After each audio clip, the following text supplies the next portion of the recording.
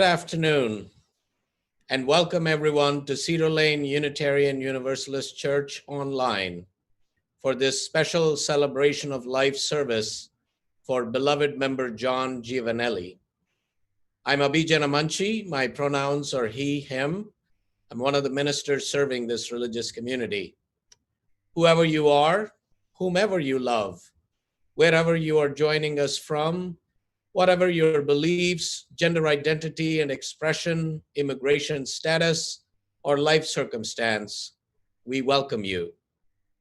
If this is your first time participating in a Unitarian Universalist memorial service, we want you to know that Unitarian Universalism is a part of the congregational Protestant lineage of Christian churches, but that more than a century ago, we decided that we would rather build our religious community on the promises we make about how we respect and treat each other, rather than on uniformity or conformity of belief.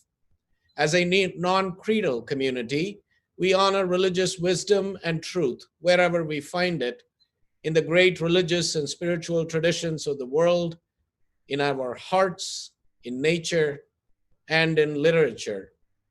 When we grieve, we use our memorial services as occasions to celebrate the life of our loved one, rather than as an occasion for a proclamation of faith or proselytizing.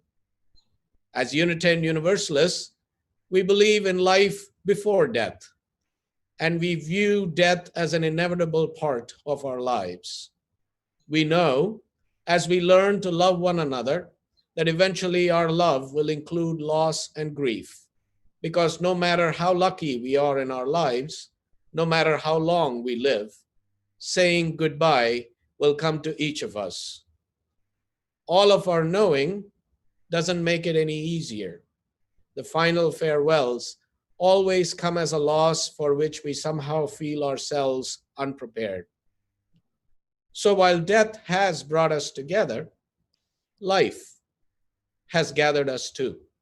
Life channeled through John's life.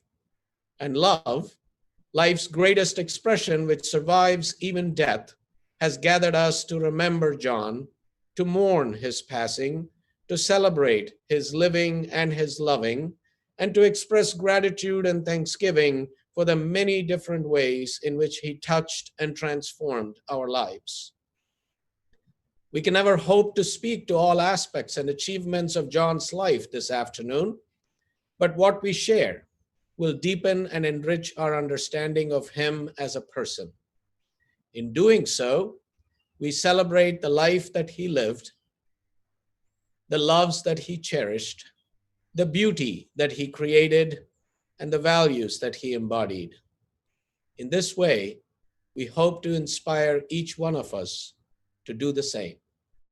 Our best gift to one another today, and our best tribute to John, both now and in the future, is to hold him in our hearts and in our memories as completely as possible, and through our memories, our stories, and our love, to give him back to one another again and again.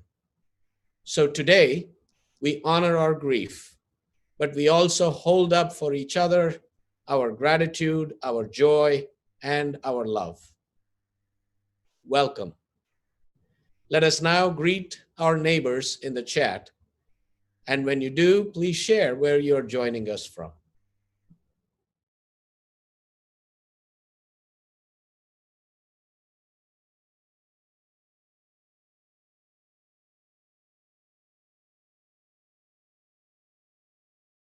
We've come together from different places. We are at different stages in our journey through life. Our paths are varied. We look at life in different ways.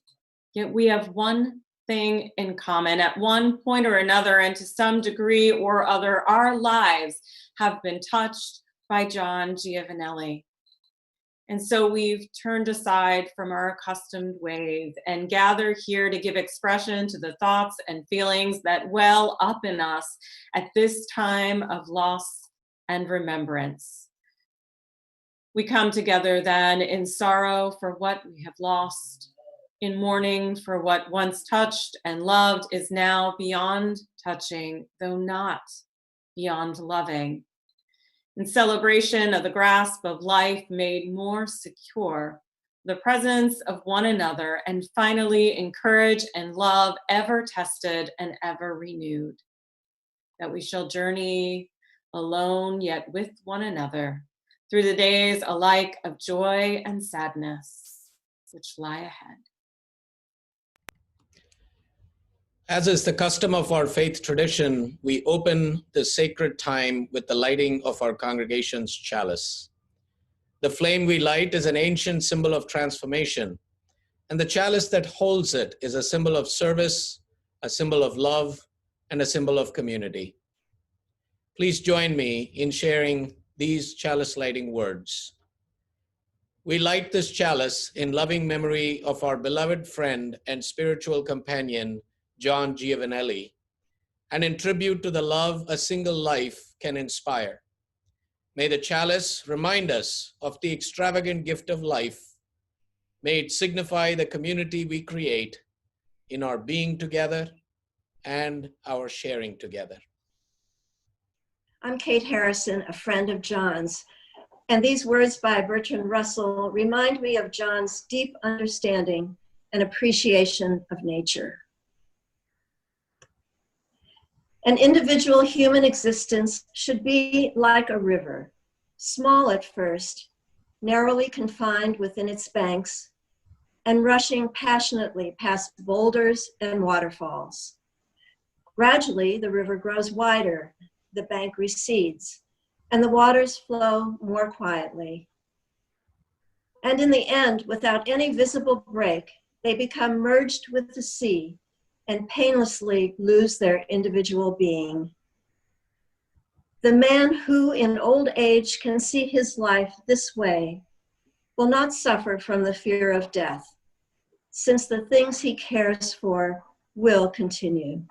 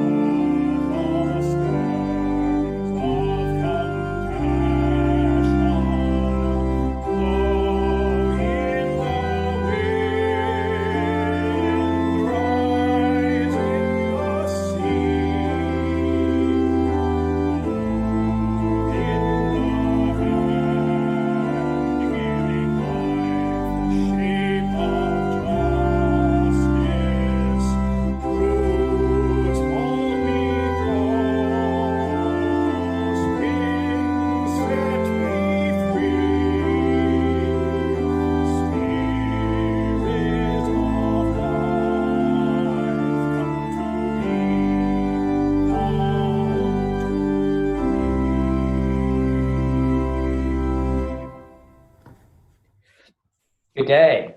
My name is Bob Harrison, and I'm a friend of John Giovanelli's. And I'm proud to be here with you today to speak of remembrance in his behalf, and I will try to speak slowly and clearly. I welcome you to this gathering to honor the memory and legacy of John, a longtime member of Cedar Lane Unitarian Universalist Church, who died May the 5th, 2020 at Suburban Hospital following a recent fall at his Kensington, Maryland home. John was born November 28, 1930, in Tiree, New South Wales, Australia. His father, Grantle Elwyn Giovanelli, was a school headmaster. His mother, Doris or Dot Eileen Dennison, was a homemaker. As many of you may know, John was a highly educated plant scientist, a published researcher, and a conference planner and presenter.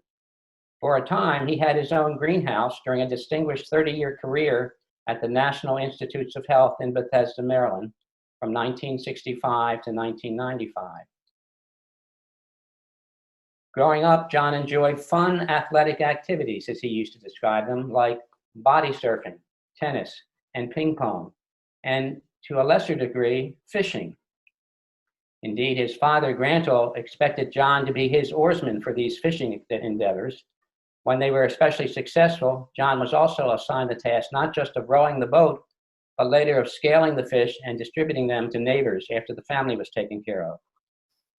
Looking back over his lifetime, John said that one of his many youthful adventures was a 6-week solo trip on a freighter across the Pacific.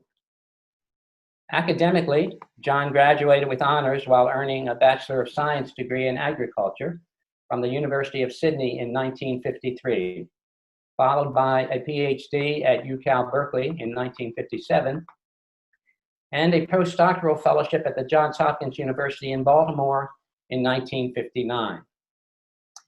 In that year, he was married to his first wife, Edna Rosina Gankerseer, a native of the Netherlands, who was working as a physical therapist at Hopkins Hospital in Baltimore.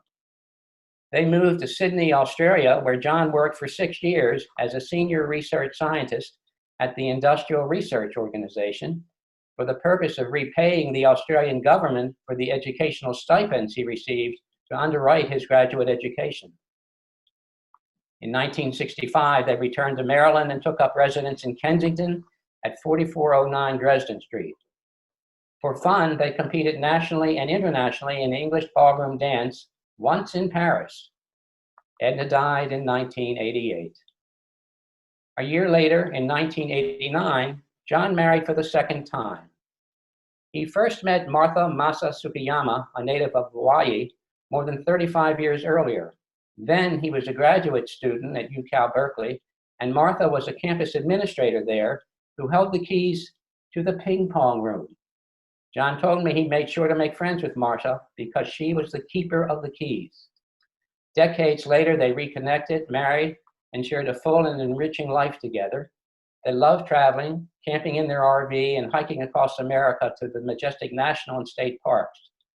Martha also loved ikebana flower arranging and gardening with John. They were avid cat lovers, and their favorite was a Siamese named Roo, as in kangaroo. Roo traveled with them, and they often walked Roo on a leash. Martha died in 2015. John was a private person, disciplined, very independent, courteous, and kind. He loved his house, he loved nature, and they especially liked the haven they found at Brookside Garden in Wheaton. Those who knew him well found that he had a wry sense of humor, possessed a quick mind, was self-confident, and well-read in the sciences. He was polite and didn't stand on ceremony. John is featured in Who's Who in America, published in 2018, with a listing of his academic awards and honors. He helped to author a well-received textbook called Plant Biochemistry in 1964, and he contributed to many journals and conference papers, many with complex titles understood only by his fellow scientists, like this one, Quantitative Analysis of Pathways of Methionine Metabolism and Their Regulation in Lemma. Through his many unheralded charitable actions while alive and his thoughtful legacy intentions following his lifetime, he is leaving the world a better place. A humble man, his bequest in his and Martha's names will significantly support the spirit and the mission of Cedar Lane for years to come. John is survived by his younger sister by 7 years, Judith McClaren. She is a retired music educator and pianist living in Johannesburg, South Africa.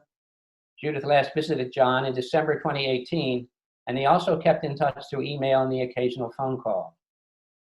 I can attest that they had an enduring and affectionate relationship that stood the test of distance and time. Through Judith, he has 3 nephews, the 3 Zoio brothers, Roger in Johannesburg, Stephen in Melbourne, and Phil in Suffolk, England. And he has a niece who is married to her Aunt Martha, who lives in Spain. John will be dearly missed and long remembered. God bless you, John Giovanelli.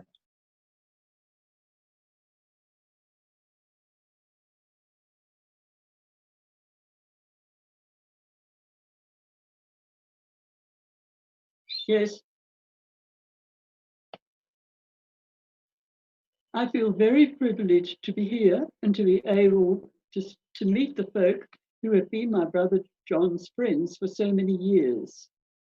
I want to first thank Abi and all the others who have arranged this service. I was so grateful that I had visited John in Carnegie Hall 2.5 years ago, when I stayed for a few days with Bob and Kate and was able to spend a number of hours each day with John. He was in good spirits and displaying his wonderful sense of humor. I would like to tell you all something about John's early years in Australia.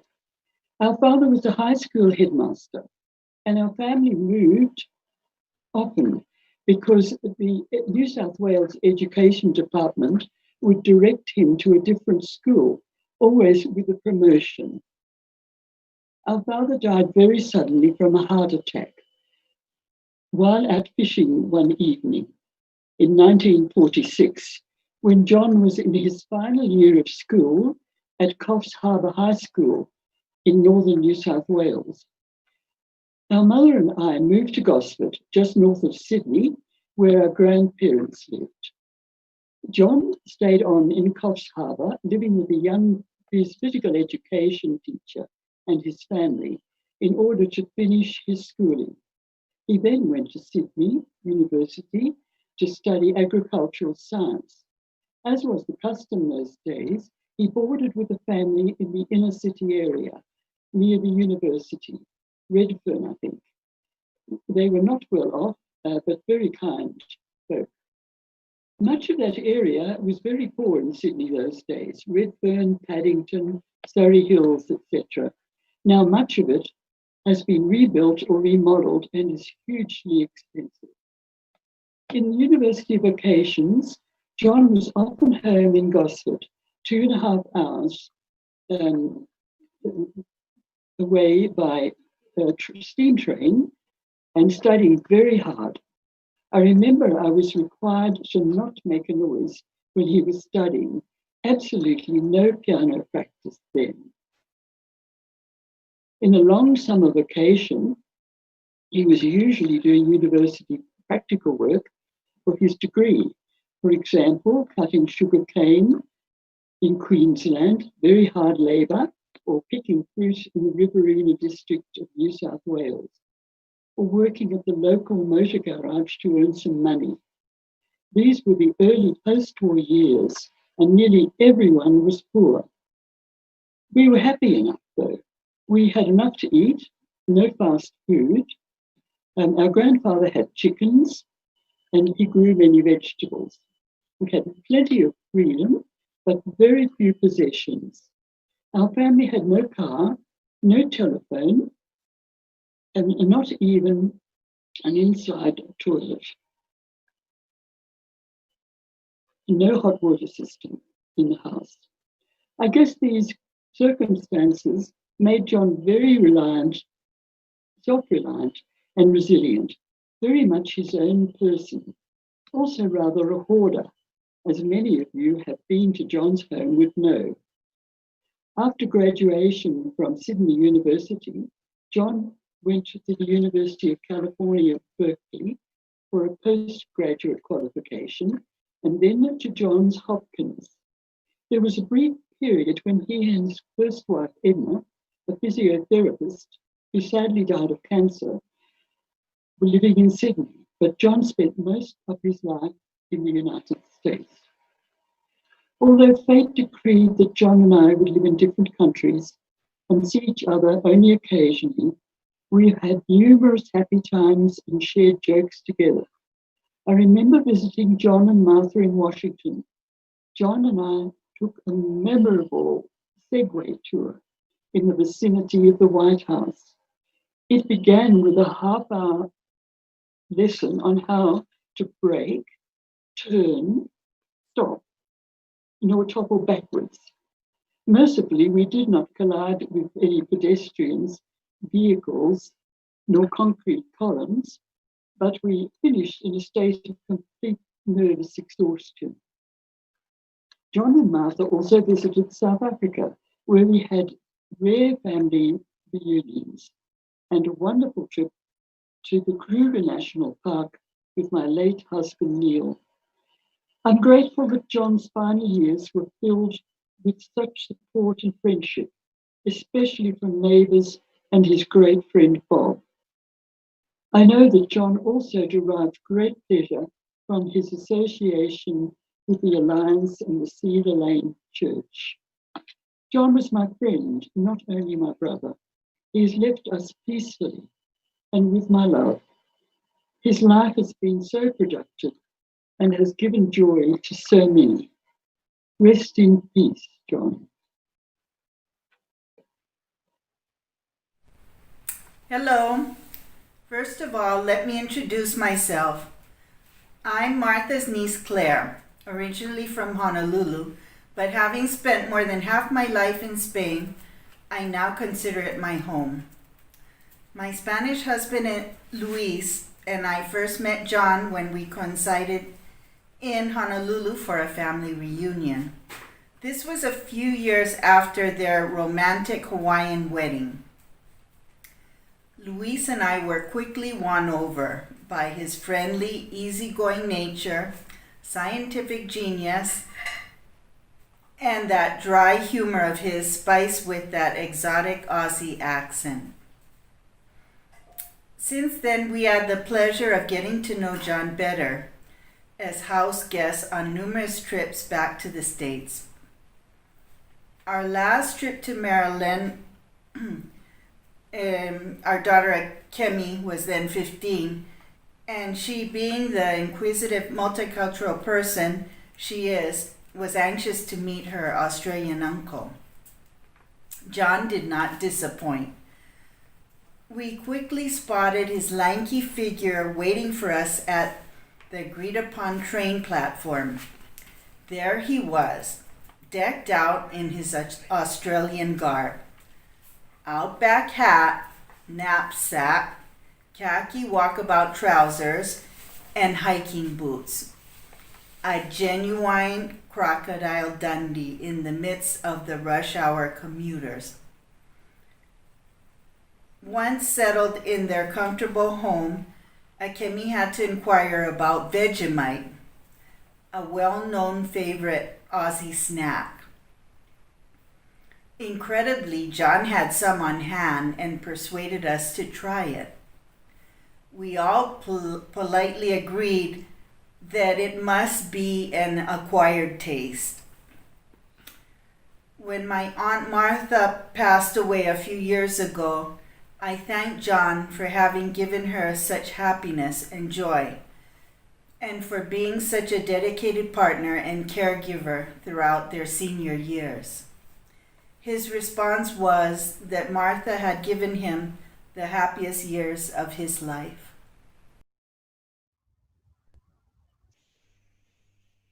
Thank you, everybody, for giving me the chance to speak about my Uncle John. I'm speaking on behalf of myself and also my brothers, Roger and Phil. We feel the same way, that we regret not getting to know John better as much as we would like to, because we were just not in the same place, with us growing up in South Africa and him in the US most of his adult life. I still have fond memories of John as our only uncle, who was always very generous, remembered our birthdays, and was a champion ballroom dancer. I was very fortunate to form a personal connection with John when I got to spend time with him and Martha while making a road trip around the US. My stay with him ended up being much longer than originally planned. While I was there, we were struck by Hurricane Isabel. Power was out for days on the entire East Coast. John had this brand new RV. He was so delighted to be able to boil water and invite his neighbors for a cup of tea. And he had the only power in the neighborhood. And he was delighted about it. He had the sense of mischief. I'm sure later on this RV he clocked up thousands of miles on his trips to Montana that he loved so much. At that stage, John was already retired, but he was impressively active. He stood at his office at the NIMH, and he still played badminton once a week, which I thought was really impressive. John was very chilled out, great fun to be around, and very humorous. He made light of the quite challenging situations with the hurricane, especially having a house guest. Having found out that I was a Seinfeld fan, he made every situation an opportunity for a Seinfeld anecdote. It was always, have you seen this Seinfeld? Have you seen that Seinfeld? It was very amusing. He had a great sense of humor. After that, having formed a personal connection with John, I continued to correspond through regular email and always get nice, happy Festivus messages. I regret that I never made it back to his part of the world to see him again in person. His time came to an end so suddenly and too soon, without me getting the chance to say goodbye. I'm glad at least my brothers got this opportunity. But at the same time, I feel heartened to know that he had such a wonderful, caring group of friends, and that he was so loved and cared for right to the end. Rest in peace, Uncle John.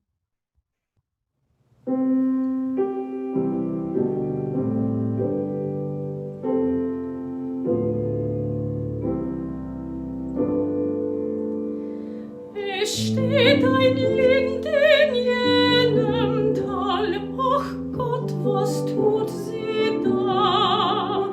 Sie will mir helfen trauen, dass ich mein Lieb verloren hab, dass ich mein Lieb verloren hab.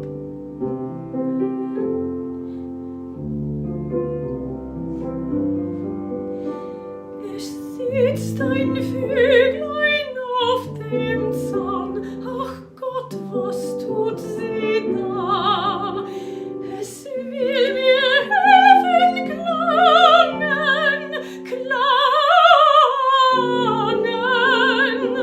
dass ich mein Lieb verloren hab, dass ich mein Lieb verloren hab.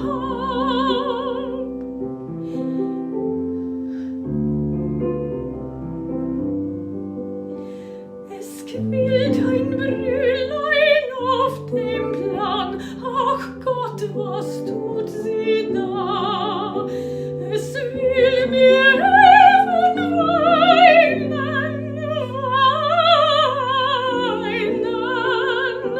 dass ich mein Lieb verloren hab, dass ich mein Lieb verloren hab.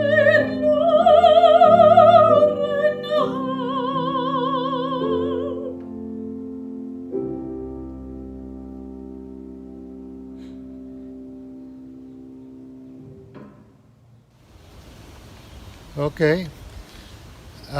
Most of you present in this unique occasion in which we honor the memory of Dr. John Giovanelli have been blessed to be counted among his friends.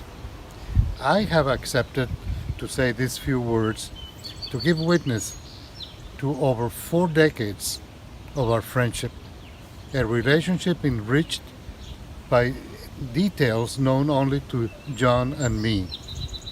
For example, in this year that the coronavirus pandemic has joined forces with partisan politicians to separate families and to break down the concept of our nation, of one nation, John Giovanelli and I grew together in our friendship.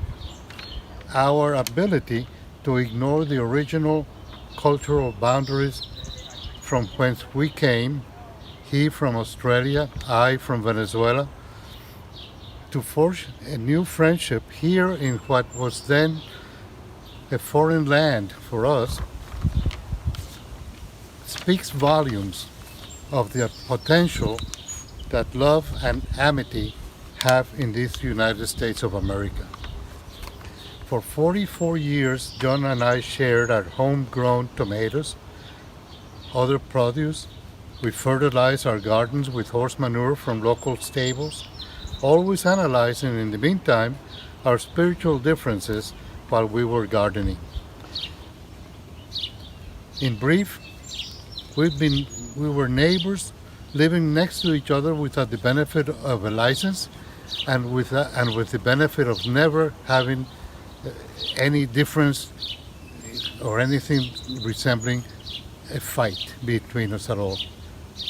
John was the essential, peaceful neighbor and a very loving person indeed. I will miss him all the time to come. If you pray, I ask you to remember that friendships are eternal and never end. Thank you, John. Hello, my name is Helen Pakacek. John was a quiet, kind man and always a real gentleman, a really and amazingly good person. He was a devoted member of Cedar Lane, and we Alliance members were fortunate that he was also devoted to Alliance. We will miss having him at our Alliance luncheons and other events. We will also miss his chocolate cheesecake that he brought every month. John had a member profile in the February 2020 Alliance newsletter. He said, "I really enjoy the monthly luncheons. The camaraderie, the food, and the speakers keep me engaged and informed. Plus, they're such interesting people." John also organized and ran the Alliance film series for many years. I also remember Martha, his late wife, who was also a kind and sweet person. They were members whom we will remember fondly for years. Thank you. Hello, my name is Tim Persons from Cedar Lane Unitarian Universalist Church. An abundant thanks for this opportunity to say a few words about the unforgettable John Giovanelli. I believe that I first met John when he was recuperating at a rehabilitation facility near our church. I recall that we had a pleasant conversation, one with some small talk between two strangers, but also with stories that became the foundation for deeper conversations in the days ahead. Unfortunately, I had the occasion to meet John at this facility several times, as he was prone to falls and ended up back there for treatment. The name of the rehabilitation residence was Carriage Hill, and John became known as the King of Carriage Hill. In those visits, I came to realize what an impression he had on not only the other residents, but also the dear friends he had who would visit him there often. I share a couple of vignettes. One time I entered his room to see a friend from my own neighborhood sitting there with him. I was astonished to see her and came to find out that she was a resident also and had met John in a widows group. She told me later that he was one of the sharpest and most erudite residents there. John loved the cinema, and he always won the spelling bees. I learned that they became frequent email friends thereafter. Another memorable story is when, while I was there, a neighbor of John's arrived with a box full of items for him. She put it on the floor next to me. I happened to lean over, and sticking its little head out of this box was a cute puppy that she had smuggled in. I will never forget John holding that little ball of fur. But that was the kind of care and affection John engendered. And his intelligence and wit were things I soon after learned for myself. Of course, I had many occasions to visit John at his house here in Kensington, Maryland. Some of the best conversations I've ever had. What a delight to listen to his stories of his upbringing in Australia, his memorable description of his freighter ride to America, his studies at Berkeley, and his eventual world-class work as a botanist at the National Institutes of Health. Not to mention his ballroom dancing and many fascinating vacation trips he took. I have a close Australian friend here in the States, and it was so much fun to chat with John using the knowledge of Down Under I had gleaned from my pal. Many times the visits there were with other great Cedar Lane friends, for example, Bob Harrison and Phil Smith. Phil is originally from the United Kingdom, and Phil's Commonwealth provenance always added a bit of spice to our wonderful conversations. Although a naturally quiet man, John spoke frankly about his life. As you know, he outlived 2 wives. His stories of his time together with both were rich with detail and always moving. Upon him telling me of the death of his first wife from illness, I expressed my sympathy, on which he thanked me and said simply, "Well, Tim, that's life." He didn't dwell on such things. And John had a wicked sense of humor. Once he cracked a joke in response to something I said, the subject of which cannot be repeated here, when I was driving him to church. I laughed so hard that I nearly drove off the road. Of course, any recounting of John's life would be incomplete without mentioning his dearest friend, Bob Harrison, also from Cedar Lane, who shepherded John through many challenges and was always by his side, figuratively and literally, and was a rock in John's life. Bob, you were John's confidant, caretaker, facilitator, advocate, and most of all, his friend. We thank you for your love and devotion. If there were saints in the Unitarian Universalism, John Giovanelli would certainly be one of them. His generosity to Cedar Lane has been noted publicly, and John's gift will help ensure that our congregation can continue its vital work in social justice, liberal theology, and outreach to a hurting world. Bob Harrison wrote to me soon after John's death and said the following: "John got us out of ourselves, didn't he? No matter that he was self-sufficient, his natural taciturnity drew us into conversation with him. Indeed, and we are better for it. Thank you for this opportunity to talk about our dear friend John. May his memory be cherished." In the spirit of celebrating the life of this wonderful man, John Giovanelli, I am wearing this ridiculously bright yellow shirt, but it's because whenever I went in his home, he was always keen to spread brightness in the conversation, whether it was just John and myself, or John and Bob Harrison and Tim and myself. It was always an uplifting, blessed experience.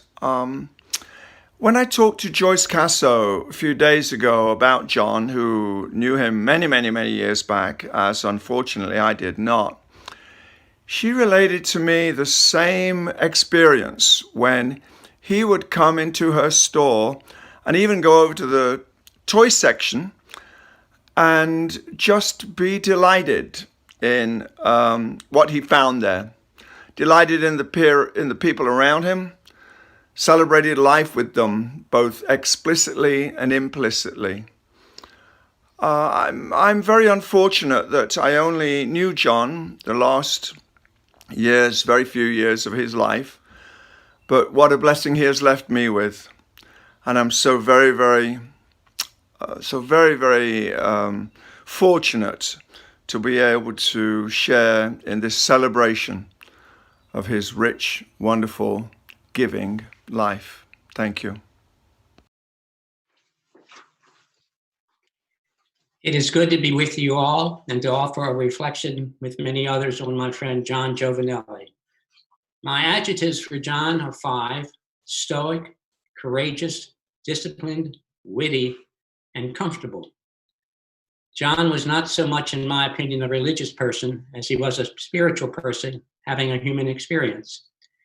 He walked a deep, non-judgmental moral path. He loved green plants and trees and animals, and he cared for the environment deeply, and he enjoyed simple things in uncomplicated ways, though he knew the science behind them and the formulas that explained them.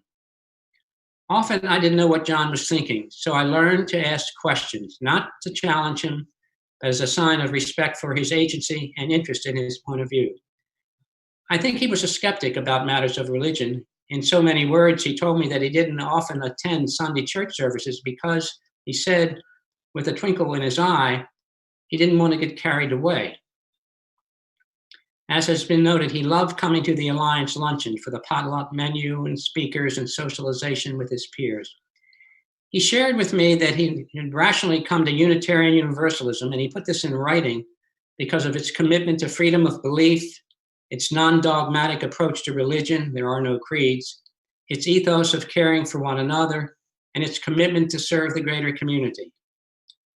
John's short-term memory was not great, and to compensate for this, he wrote down all his appointments in multiple places, on his large, oversized calendar from one of the many environmental groups he supported, or on indiscriminate scraps of paper that manifested themselves around his house. And speaking of his house, it was his haven, his kingdom. He liked the quiet, he liked being in charge, he was not afraid of being alone. And while he appreciated visitors, and he could be quite accommodating and respectful to guests, it was moderation in all things. Over the course of 4 years, he fell 4 times and spent time in hospital and rehabilitation centers. But he recognized that things were changing for him, and last summer he agreed to be open to learning more about other possible living options in case the need arose. He decided to allow me to help him investigate possibilities. That led him to bring on an outstanding in-home caregiver 3 times a week from 4 to 8 p.m. Her name was Nikki Nikpour, originally from Iran. Nikki had a first-class temperament that was well suited to John. She had his best interest at heart. He respected and appreciated her. John had a lot of stuff in his house, as his sister Judy alluded to, accumulated over a lifetime. I think he never met a piece of paper he didn't like. Given time, he always seemed to be able to find what he was looking for, however. It was frequently in his emails that his humor shone through. Here's an example. John napped a lot. Occasionally, I'd make a grocery run to the Safeway while he was napping, and then I'd try stealthily and quietly to deliver the food without waking him. Once he emailed me, "You did a nice job entering this afternoon. You were in the wrong business." Occasionally, he would reminisce about his childhood. I asked him if there were any poets or writers he liked as a younger person, and he mentioned Andrew Barton Patterson, also known as Banjo Patterson, the Australian bush poet, who wrote many ballads and poetry about Australian life, including Waltzing Matilda and The Man from Snowy River. He enjoyed old movies and the historical settings and documentaries of the great courses, and as we know, he liked Seinfeld a lot and enjoyed watching a series called Monk. He treated himself most days to a half bottle of Sierra Nevada Pale Ale and invited me to join him on many occasions. In his honor, I continue to lift a glass of his favorite brew. And he also indulged me with my love for poetry, and I conclude this reflection with a favorite that he and I shared often, from The River of Life by Thomas Campbell. The more we live, more brief appear our life's exceeding stages. A day to childhood seems a year, and years like passing ages. The gladsome current of our youth, ere passion yet disorders, steals lingering like a river smooth along its grassy borders. But as the careworn cheek grows wan and sorrow shafts fly thicker, ye stars that measure life to man, why seem your courses quicker? Heaven gives our years a fading strength, indemnifying fleetness, and those of youth a seeming length, proportioned to their sweetness. We love you, John Giovanelli.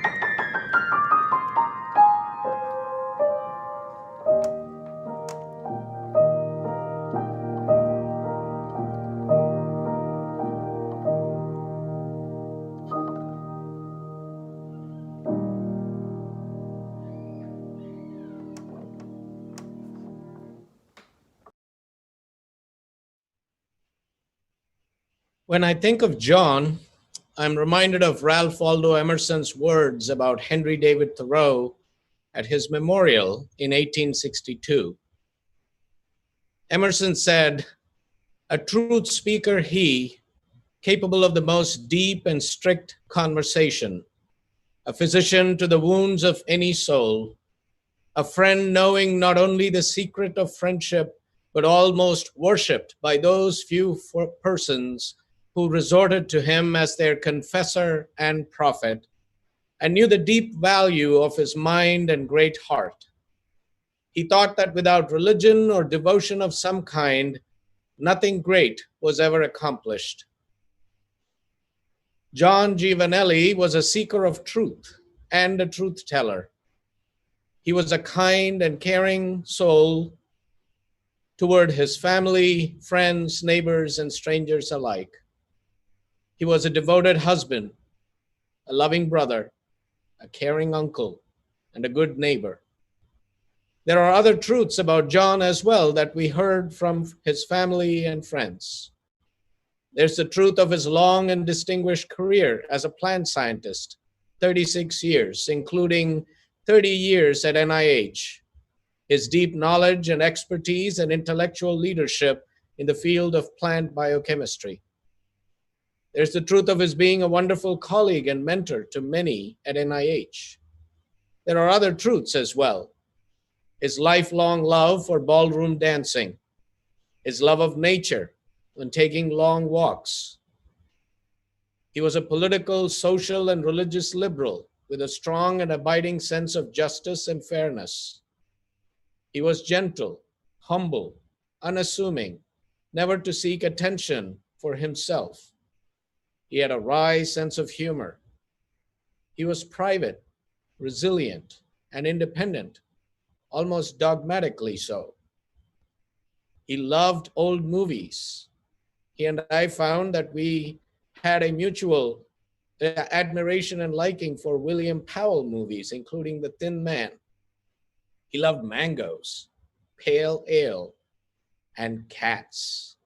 I still remember seeing him and Rue on a leash at my first Blessing of the Animals service at Cedar Lane, and was amazed how calm Rue was amidst a pack of rambunctious and loud dogs. John was a bit of a hoarder, a collector, compiler, completist of all things mundane and commonplace, who had a hard time throwing things out. And at the same time, he was incredibly, selflessly, unstintingly generous, bequeathing substantial legacy gifts to places like Brookside Gardens and his spiritual home, Cedar Lane, where he was a member for more than 50 years, because of its commitment to freedom of belief, non-dogmatic approach to religion, caring for one another, and service to the larger community, as he put it when he made the announcement, and wanting to see Cedar Lane to be there for future generations as it was there for him.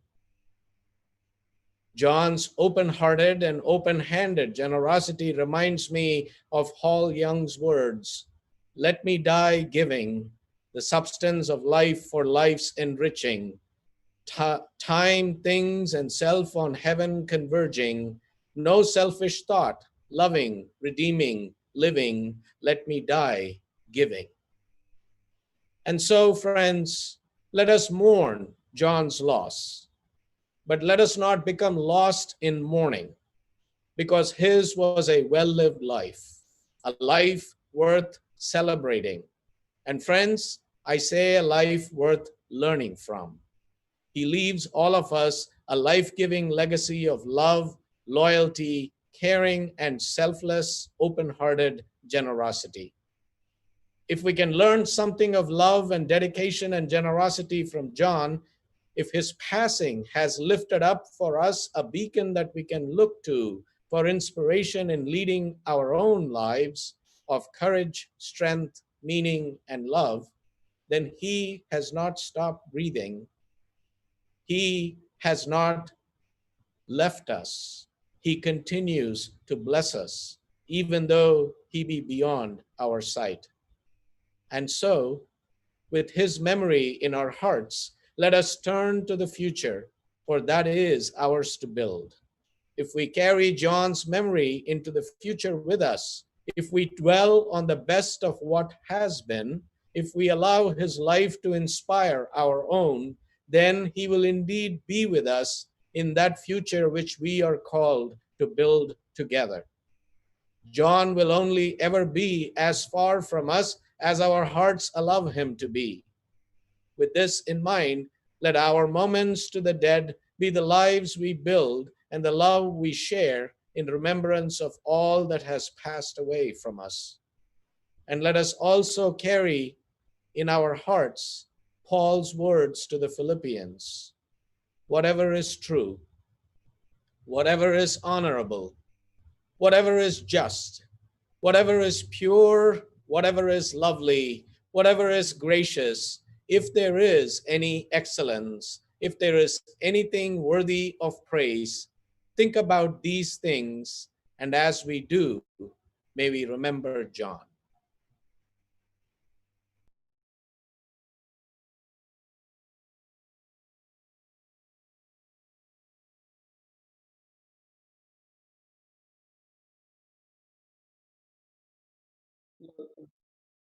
Will you join me in this adapted prayer from Kirk Lodeman Copeland? Spirit of tears and the mysterious silence, spirit of suffering and spirit of hope, you've made for everything a season. This is the season of our sorrow. We pray for grace to deal with our grief. We remember the promise made to those who mourn, yet too often it seems that comfort is beyond our grasp. We know that we cannot bear this burden alone. May we who remember John draw closer to support each other in remembering and celebrating. We pray for our grief to be transformed and for our grief to transform us. May our sorrow lead us to growth. May the longing in our hearts be healed, and may the sacred memories of John be forever in our hearts. May it be so. Amen.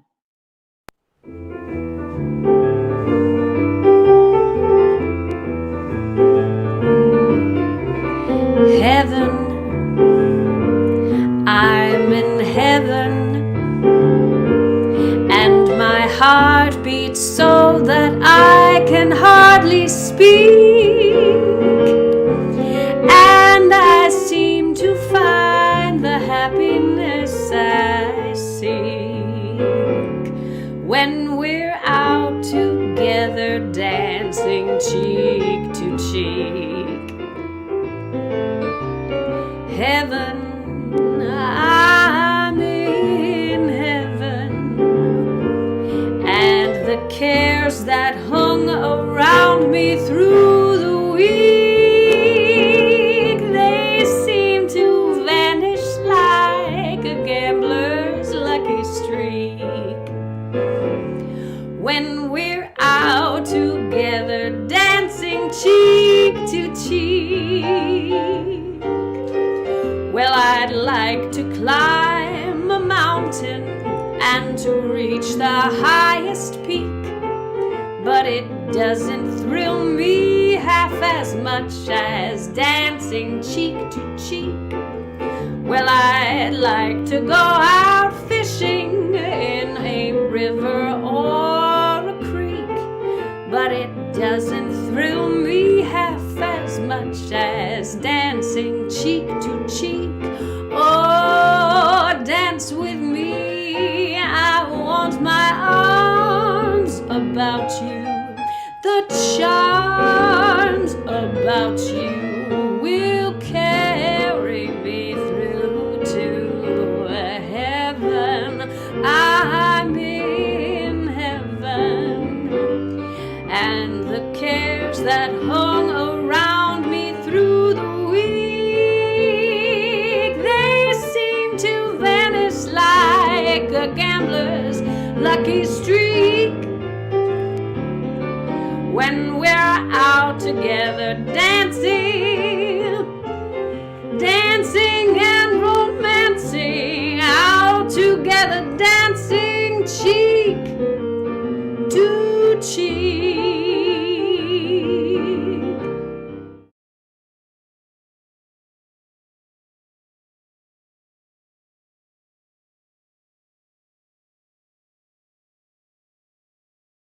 Thank you, Karen Vincent, for that beautiful song, Cheek to Cheek, a song that John loved, that he loved to dance to and sing.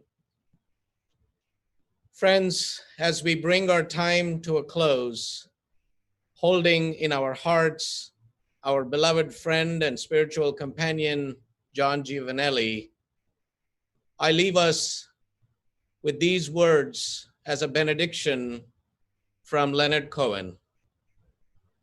Dance me to your beauty with a burning violin. Dance me through the panic till I am gathered safely. Lift me like an olive branch and be my homeward dow. Dance me to the end of love. Oh, let me see your beauty when the witnesses are gone. Let me feel you moving like they do in Babylon. Show me slowly what I only know the limits of. Dance me to the end of love. Dance me to the wedding now. Dance me on and on. Dance me very tenderly and dance me very long. We are both of us beneath our love. We are both of us above. Dance me to the end of love. Dance me to the children who are asking to be born. Dance me through the curtains that our kisses have outworn. Raise a tent of shelter now, though every thread is torn. Dance me to the end of love. Dance me to your beauty with a burning violin. Dance me through the panic till I am gathered safely in. Touch me with your naked hand or touch me with your glove. Glance me, dance me to the end of love. Dance me to the end of love. Let us close our time together by joining our hearts and our voices to sing along with Dr. Henry Segrishi and Jasmine Lee. Let it be a dance.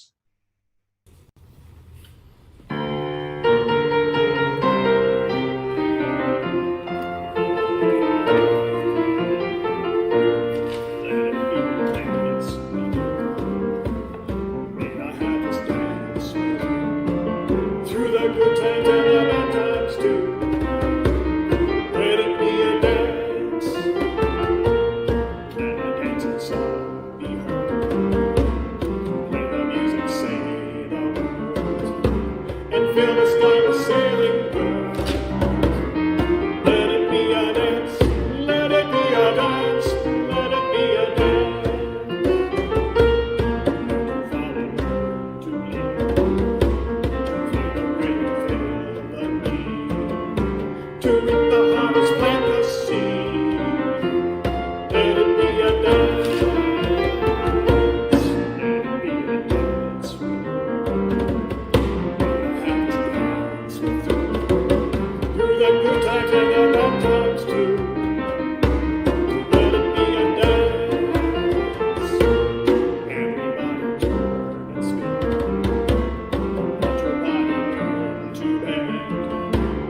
like a willow with the wind.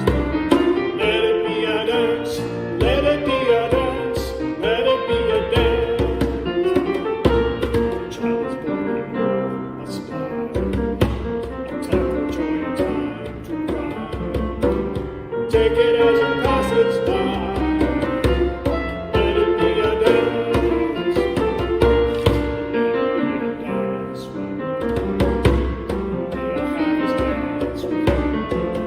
Through the good times and the bad times too. Let it be a dance. It's dark outside at night. Without the dark there is no light.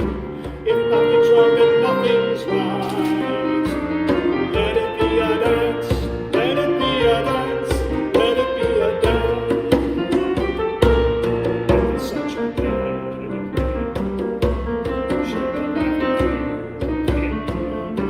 And round we go again. Let it be a dance.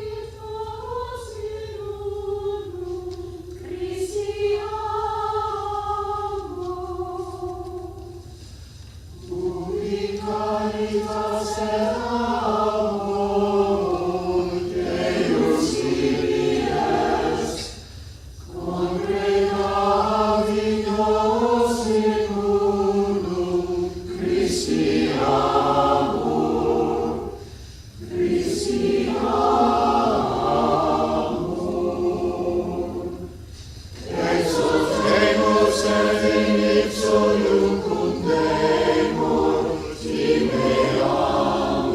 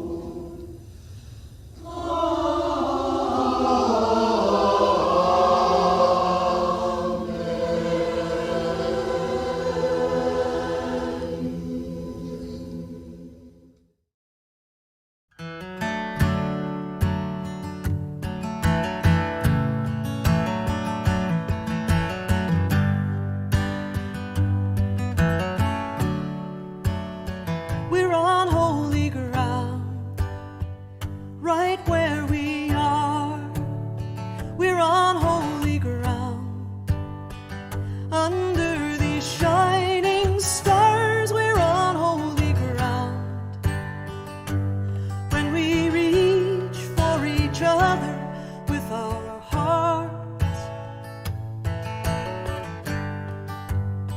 We're on holy ground. If life is a journey between birth and death, then every step we take matters with every breath. And each path we follow leads us somewhere or to someone to walk beside. We're on holy ground, right where we are. We're on holy ground, under these shining stars. We're on holy ground. When we reach for each other with our hearts, we're on holy ground.